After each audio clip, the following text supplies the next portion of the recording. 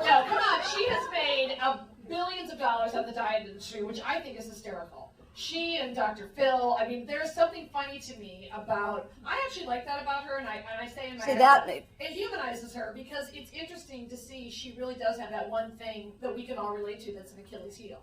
Do you know the reporter from the New York Times interviewing me said, the most shocking thing I read in this book, and I thought she was going to say, you know, the prostitution or the father or the this, and I said, yes. She said, she ate 2 pecan pies. And that, of course, that's almost, but it's funny. It's sad. It's because she's done so many years about her diets. And what I love is that every time she's just had the new diet, and what I just love is that she never gets it. And she always goes, I got it, people! I finally did it! And just I like will never. This, she loses the weight for 3 days and then has 2 pecan pies. I mean, it's kind of great. Yeah. Now, sad. do you think, and this is something this is a genuine question, do you think she has a sense of humor? Well, I mean, you set the gold standard, so I'm particularly tough on her, but I mean, do you think she is able to laugh at herself with anybody? No, you don't.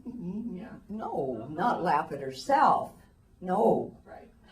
No. Yeah. She can be comical though, and she can be humorous, but she's not self-deprecating. Really. No, and which is interesting because I watched her do an interview with Chris Rock, who I think is a genius, and Chris had a joke in one of his specials that was so funny. He was talking about wealth. And he said, let me talk to you about wealth. He said, if Bill Gates woke up one day with Oprah's money, he would jump out a window and kill himself. I mean, that's just an innocent joke.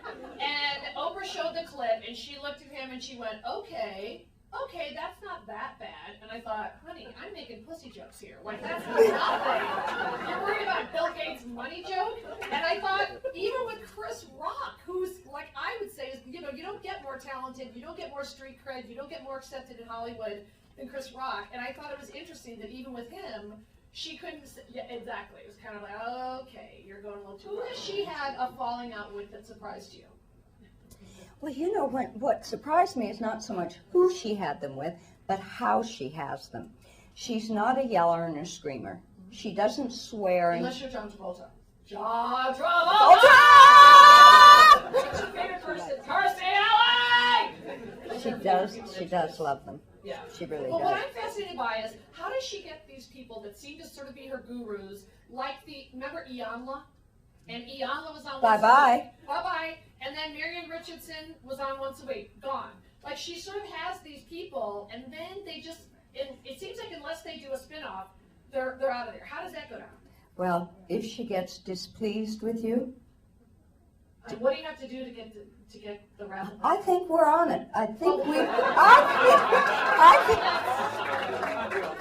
I'm not even the landscaper, and I'm on it. But curtain of ice comes down. She never speaks to you again. There's is no way you when can't. You disagree with her? You never know what it is. With Victor Skrebnevsky, who's a fashion photographer, apparently he told her once to wear black lipstick. She never spoke to him again. With Mark Mathabane, who wrote a book, and she flew his family over from South Africa, apparently he asked her for a book blurb. Never spoke to her again. Susie Pruden, she was advertised in the tabloids as Oprah's exercise guru. That did it. She was gone. Well, she should have quit on her own, frankly. Just saying. Great endorsement. Wouldn't it be wonderful if Oprah, though, joined forces with Michelle Obama and took on childhood obesity? Yeah, it's hard with those pecan pies, but no, I get a sense that she has been, I don't know if she has wisely decided on her own, but I get a sense that someone said to her, back off from the White House. Either the DNC or maybe she made the decision herself. But it is interesting, what do you think that kind of backlash was about? When she finally said, I've never endorsed a president, and it's first African-American nominee, and it did seem like the white ladies who watched were like, oh, we'd rather you talked about, Oh, no, you're quite right. Her target audience, which is primarily women, felt a little betrayed because up to that point, conservatives, liberals, moderates, progressives could go to the Oprah Winfrey Show and there was no political spin.